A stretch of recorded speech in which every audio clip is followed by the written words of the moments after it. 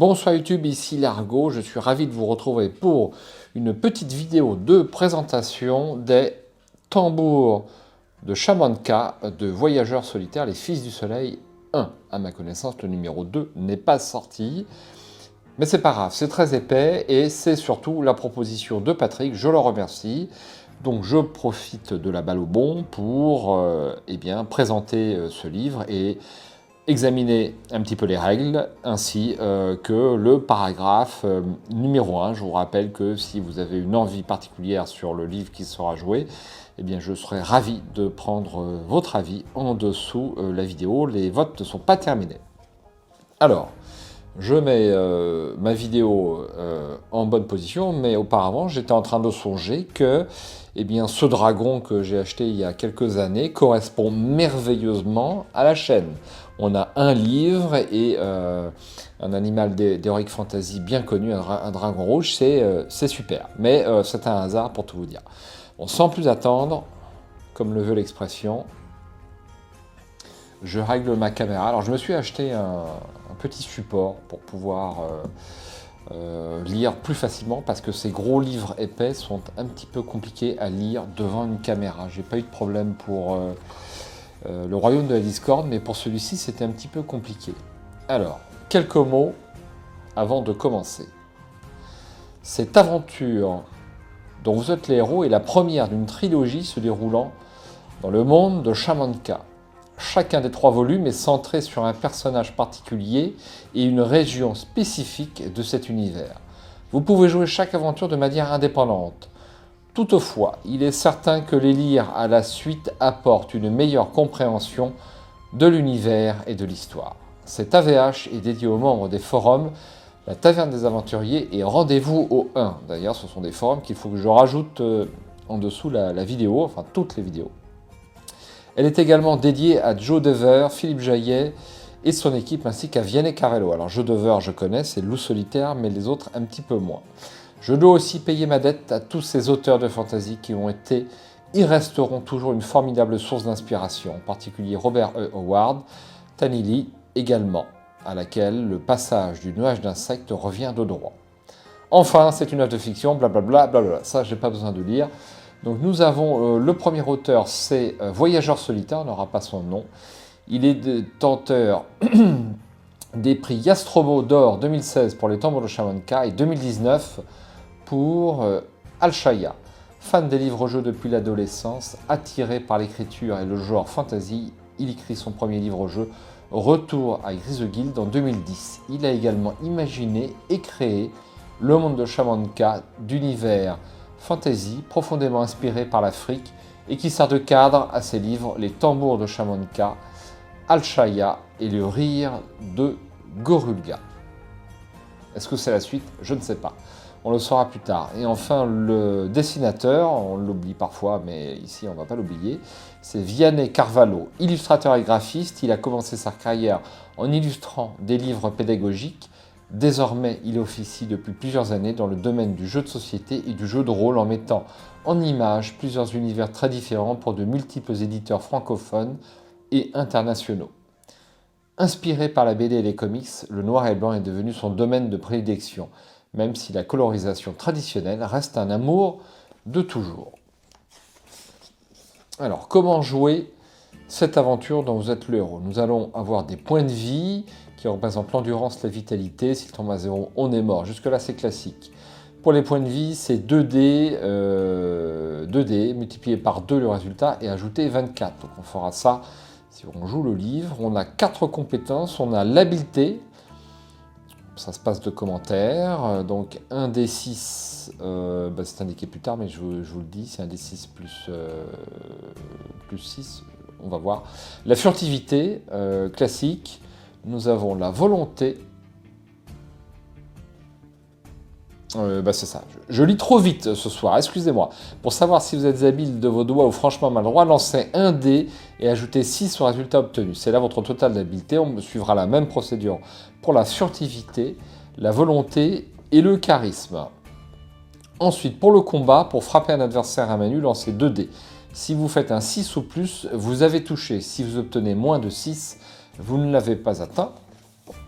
C'est limpide. Vous avez touché votre adversaire. Si vous avez touché votre adversaire, pour chaque point marqué au-dessus de 6, vous lui causez 1 point de blessure. Si vous obtenez 7, 1 point de blessure, 8, 2 points de blessure, etc. Avant d'entamer le combat, il vous faut déterminer qui frappe en premier. Lancez 2 dés pour votre adversaire et 2 dés pour vous. Celui qui retire le total le plus élevé frappe en premier. En cas d'égalité, jetez les dés à nouveau. En certaines circonstances, il vous sera précisé qui frappe le premier. Le combat avec une arme se déroule de la même façon, à la différence que le chiffre minimum nécessaire pour toucher l'adversaire peut varier en fonction de l'arme utilisée, de son état ou de votre habitude ou pas à la manier. Chaque arme inflige des blessures différentes. De même, certaines protections peuvent permettre de retrancher les points de blessure. Tout ceci vous sera précisé le moment voulu. Or, équipement et provisions. L'or n'est quasiment pas évité dans les contrées que vous allez traverser où le troc reste majoritairement la base des échanges. Votre équipement est réduit au minimum, car comme vous allez rapidement le découvrir, vous entamez cette aventure comme fugitif. Une simple tunique à manches courtes serrée à la taille par une ceinture où est passée votre épée. Vous portez en bandoulière une besace contenant votre nourriture d'un côté et une gourde d'eau en peau de chèvre de l'autre. Vos pieds sont chaussés de bottes souples. L'épée que vous portez occasionne au combat plus 3 points de blessure supplémentaires. Lorsque vous en servez pour combattre, il vous faut faire au minimum 5 pour toucher votre adversaire. On a une table de hasard, mais on va évidemment préférer les dés. Nous avons la feuille de personnage. Donc, comme d'habitude, j'ai fait ma petite feuille en version A4. Je pense que ça suffira. Que je vais mettre pareil sous un plastique. Et puis on a une petite fiche pour les adversaires. Je pense qu'il y aura du combat. Et enfin, moment tant attendu, on en arrive à l'introduction. Si j'arrive à faire un bon zoom. La fuite à travers les étendues arides écrasées de soleil. La terre, dure, qui écorche le pied. La lumière trop vive, qui blesse le regard. La poussière qui assèche. Une étendue infinie parsemée de touffes d'herbe, de croûtes de sel et de rocs blancs comme les os d'un squelette. Une fuite éperdue vers le sud, toujours plus loin, le goût de fiel et d'amertume de la défaite, tout au long de la piste poudreuse. La mort de votre monture. Vous poursuivez à pied, vous remémorant chaque détail. La défaite. Vous vous revoyez, fringant guerrier vêtu d'acier, de soie et d'or, à la tête de votre compagnie de mercenaires. Le prince Azim, en rébellion contre son souverain, vous avez promis votre poing en or lorsqu'il vous a engagé. Il y a eu la vision fugitive dans votre esprit de caissons flamboyants déversant des monceaux d'or. Il y a eu les paroles de miel du prince, l'accord scellé sous sa tente tandis que les feux de tourbe brûlaient dans la nuit. Mais le prince Azim n'est plus qu'un cadavre, pourrissant au milieu d'un tas de chevaux crevés. Les dieux de la victoire se sont détournés. Votre armée a été taillée en pièces. Vos mercenaires, recrutés et formés à grand-peine pendant si longtemps, ont mordu la poussière. Poudreux, sanglant, vous avez fui vers le sud, toujours plus au sud, vers ces contrées mystérieuses et inconnues. La nuit, vous pouviez distinguer la lueur des feux de vos poursuivants. Votre vainqueur, Zaralo, était bien déterminé à vous poursuivre jusqu'en enfer pour vous faire payer la mort de son jeune frère dont vous avez fait voler la tête d'un revers de lame dans la fureur de la bataille. Fuir, encore et toujours. Depuis 2 jours, il vous semble les avoir enfin semés. Mais vous voilà perdu dans ces steppes au parfum de terre tiède, de sel et de poussière. Depuis la mort de votre cheval, vous progressez avec obstination, mesurant le peu d'eau et de nourriture qui vous reste. Ce matin, vous avez remarqué que la végétation était plus présente, la terre moins aride et la tremblante ponctuation verte de l'horizon vibrant dans les brumes de chaleur vous a conforté dans votre idée. La savane n'est plus très loin. La savane, de l'eau, du gibier, les villages des peuples noirs. Vous devriez pouvoir y trouver asile, le repos, l'ombre fraîche. Alors que le soleil monte lentement dans le ciel de craie, vous escaladez un piton rocheux pour tenter de vous repérer et découvrez quelque chose qui dépasse toutes vos prévisions. Rendez-vous au 1. Devant vous s'étend le monde des royaumes noirs, une vaste perspective de plaine et de savane, une mer d'herbes jaunes dont la monotonie n'est rompue que par un arbre solitaire, un cours d'eau peu profond, un troupeau de buffles. Au loin, l'horizon se perd et se confond avec le ciel bleu, presque blanc, vibrant dans les brumes de chaleur. Les royaumes noirs. Terre presque mythique pour les races situées plus au nord. Terre de l'aloès, du mimosa et de l'encens, des forêts de figuiers et d'acacias. Terre poudreuse écrasée de soleil ayant enflammé l'esprit de ceux venus s'y perdre. Mais c'est autre chose qui attire votre regard et occupe soudain vos pensées. Une ville. Est-ce possible ? Non, votre cerveau est hébété de fatigue, vos sens engourdis ne vous trompent pas. Il s'agit bien d'une cité, visiblement étendue et entourée de hauts murs. Qui aurait cru cela dans ces étendues où l'on ne rencontre d'ordinaire que villages de huttes et rares maisons d'adobe regroupées derrière une palissade? Qui a bâti ces murs imposants, ces tours rondes et ces dômes étincelants au soleil? C'est pour l'instant de peu d'importance. Cette vision a redonné une vigueur nouvelle à vos membres, courbaturés à votre volonté fléchissante, et vous vous remettez en route, car la présence de cette mystérieuse ville signifie l'ombre et la fraîcheur, le repos, un refuge. L'autre pensée qui vous réconforte, c'est que vous n'aurez pas de difficulté à communiquer en ces lieux.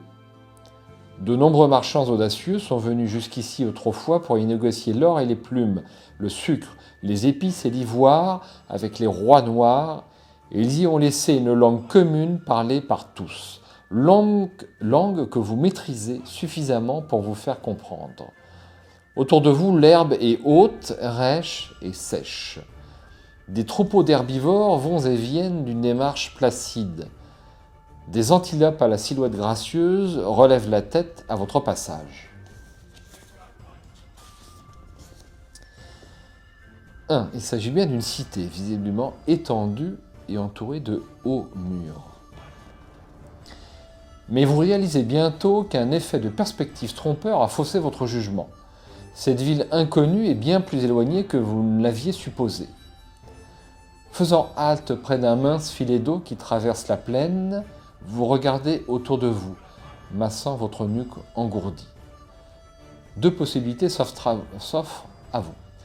Vous pouvez continuer tout droit le long de la piste que vous suivez actuellement, ce qui est le chemin le plus court et le plus direct. 132. Vous pouvez également tenter de trouver un peu de fraîcheur en faisant un détour sur votre gauche, où se déploie non loin une forêt d'acacias. Rendez-vous au 266. Je suis sûr que vous connaissez mon choix, mais ça ne sera pas pour tout de suite. C'est uniquement s'il y aura plus de votes pour les tambours de Chamanka, les Fils de Soleil 1. Ma foi, le style de l'auteur paraît très évocateur, très équilibré, très fluide et, ma foi, avec le talent d'un vrai écrivain. Alors, je ne sais pas qui est Voyageur solitaire, il faudra que je me renseigne sur le net, ça ne doit pas être très compliqué à trouver. Si vous voulez laisser un petit commentaire à ce propos, n'hésitez pas. Bon, l'illustration me laisse pas... Je la trouve un petit peu, comment dire, peu précise par rapport à quelque chose d'un peu plus réaliste. Néanmoins, elle remplit son office. C'est la couverture d'un livre. Voilà, et bien ce sera tout.